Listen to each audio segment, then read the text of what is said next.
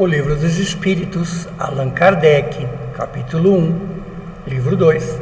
O mundo espírita ou dos espíritos, princípio vital.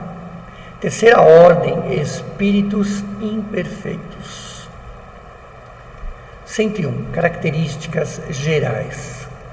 Predominância da matéria sobre o espírito. Propensão ao mal. Ignorância, orgulho, egoísmo e todas as más paixões que se seguem. Tem a intuição de Deus. Esses espíritos têm a intuição de Deus, mas não o compreendem, não o entendem, né? Nem todos são essencialmente maus. Em alguns, há mais leviandade, inconsequência e malícia que verdadeira maldade. Alguns não fazem nem o bem, nem o mal, mas somente pelo fato de não fazerem o bem, denotam sua inferioridade. Outros, ao contrário, se comprazem no mal e ficam satisfeitos quando encontram a ocasião de praticá-lo. Então, quando alguns espíritos dessa ordem realmente fazem com que aquela pessoa pratique o mal, ou pratiquem o mal para aquela pessoa, né? Eles se comprazem, para eles é um prazer. Podem aliar a inteligência, a iniquidade ou a malícia. Mas, qualquer que seja o seu progresso intelectual, suas ideias são pouco elevadas e seus sentimentos mais ou menos abjetos. Então, por exemplo, vamos comparar com o mundo nosso de encarnados, né? Nós temos aqui pessoas extremamente inteligentes e, de repente, elas tendem ao mal roubando. São inteligentes, não, agregadas à inteligência, né? À malícia e, de repente, roubam. Os conhecimentos sobre as coisas do mundo espírita, de que são portadores, são limitados. Então, o que eles conhecem do mundo espírita é limitado. E o pouco que sabem se confundem com as ideias e os preconceitos da vida corporal. Podem nos dar apenas noções falsas e incompletas daquele mundo, mas ao observador atento encontra a miúde, quer dizer, nos detalhes em suas comunicações, mesmo imperfeitas, a confirmação de suas grandes verdades ensinadas pelos espíritos superiores. Seu caráter se revela por uma linguagem, quer dizer, então às vezes eles não se pronunciam de uma forma que às vezes são respeitosas, às vezes falam até palavrões, são espíritos que às vezes vão falar bobagens, vão inquirir o mal, falar o mal das pessoas. Todo o espírito que nessas comunicações manifesta um mau pensamento pode ser situado na terceira ordem. Por consequência, todo mau pensamento que nos é sugerido é proveniente de um espírito desta ordem. Então, por exemplo, se recebemos a sugestão mental de um espírito e percebemos que, de repente, você está numa desorganização dentro do seu lar, está, infelizmente, brigando com o seu parceiro, sua parceira, e de repente você ouve uma voz lá no fundo, vai lá e fala tudo que ele tem que ouvir, ou tudo que ela tem que ouvir. Então, esse espírito, com certeza, é um espírito de uma ordem, da terceira ordem, né, que está sugerindo o mal, está sugerindo a desavença. Vem a felicidade dos bons, e essa visão é, para eles, um tormento constante. Então, quer dizer, eles veem, por exemplo, a felicidade de uma pessoa, ou de outro espírito, e eles ficam atordoados com isso, porque eles fazem provar as angústias advindas da inveja e dos ciúmes. Conservam a lembrança e a percepção dos sofrimentos da vida corporal. Então, quer dizer, eles ainda sentem como se estivessem encarnados, né? E essa impressão é às vezes mais penosa que a realidade. Sofrem, portanto, em verdade, pelo mal que suportam e pelo que têm feito aos outros. É como sofrem por longo tempo, né? Acreditam sofrer para sempre. Para eles é como se fosse uma eternidade, né?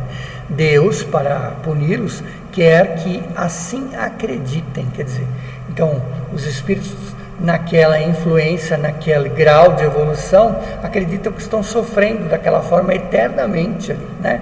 Isso é lógico que é momentâneo, até eles adquirirem o seu conhecimento, admitirem os seus erros, admitirem um Deus supremo, admitirem o perdão, e assim vai, né? Com a sua moralidade, e assim termina os seus sofrimentos.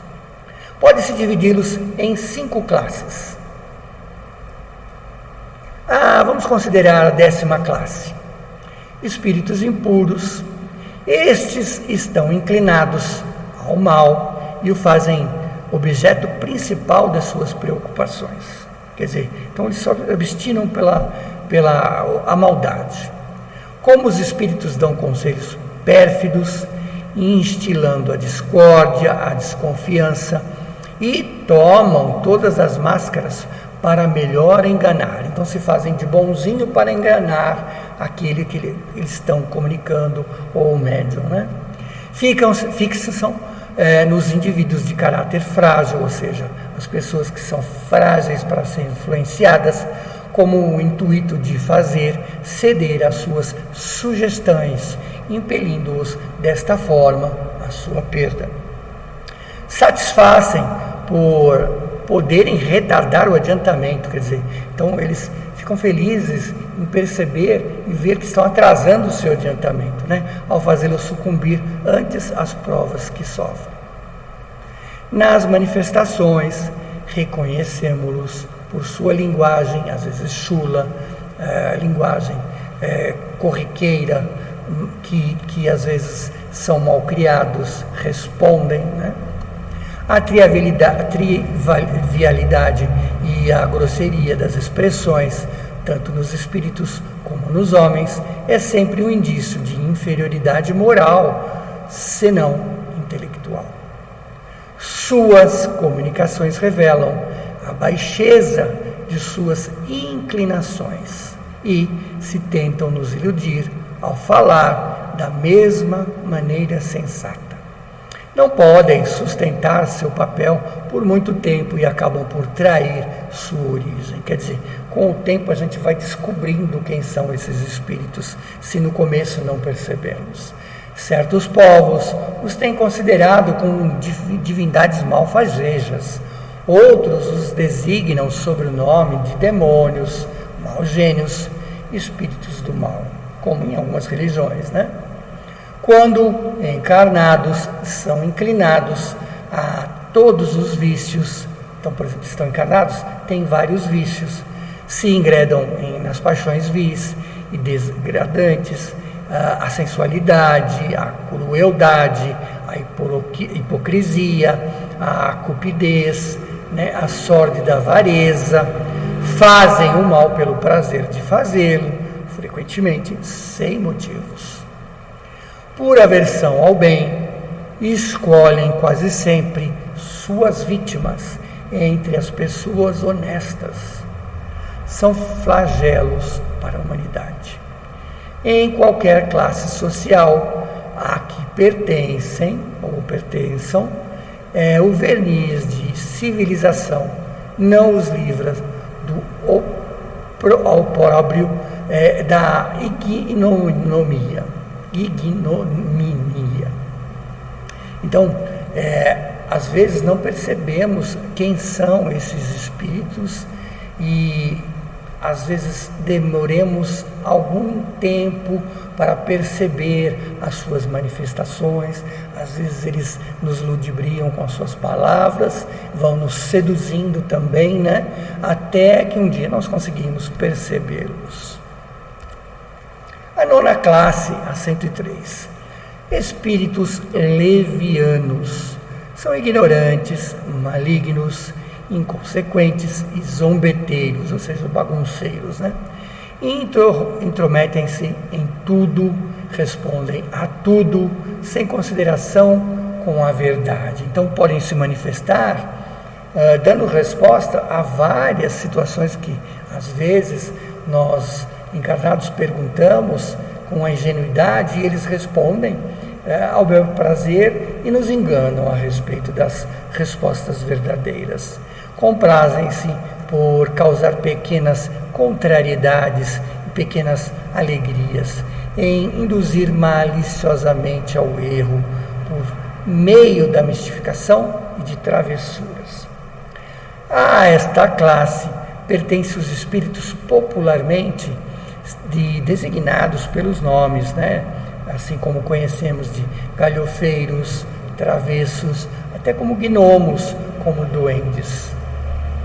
Estão sobre a dependência de espíritos superiores, que deles se servem o mais das vezes, como fazem os seus criados, né? Como fazemos dos nossos criados ou os nossos funcionários.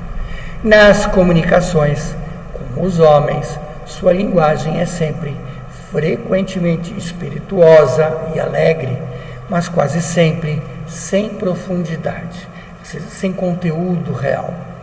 Aprendem as excentricidades e os ridículos humanos, que exprimem de forma mordaz e satírica, se tomam nomes supostos, né, de talvez espíritos importantes, e mais por malícia do que por maldade, né?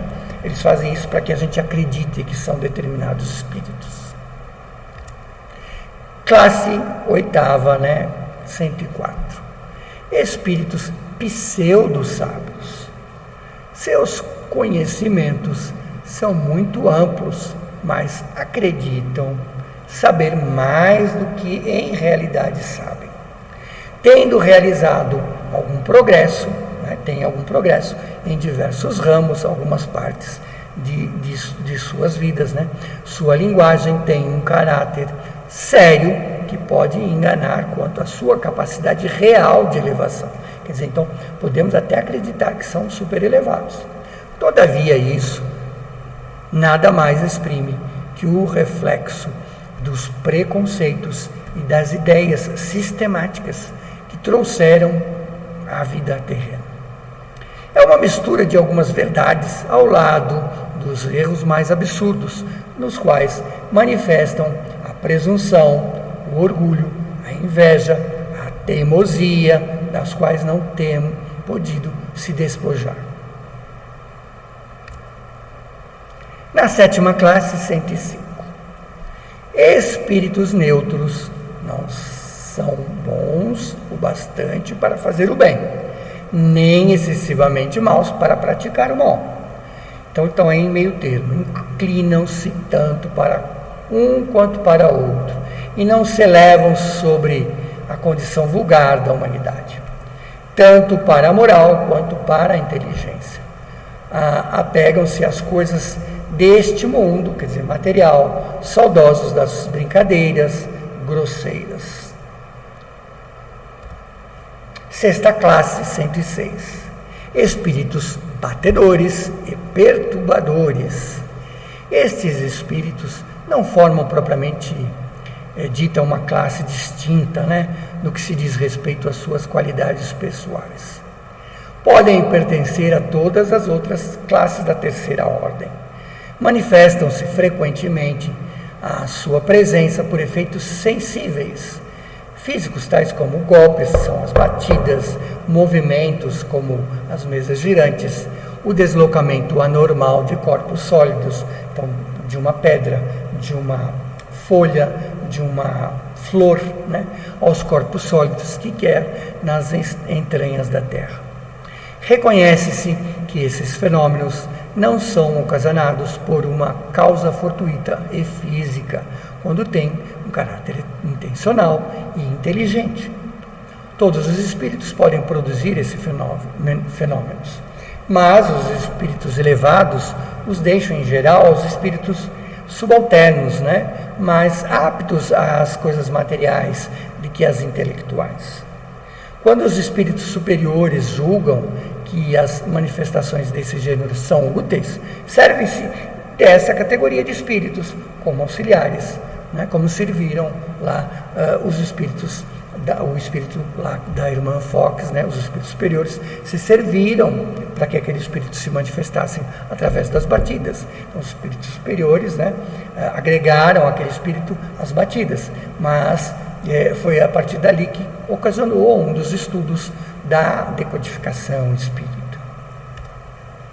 Com isso, né, nós terminamos essa parte do capítulo da terceira ordem de espíritos imperfeitos.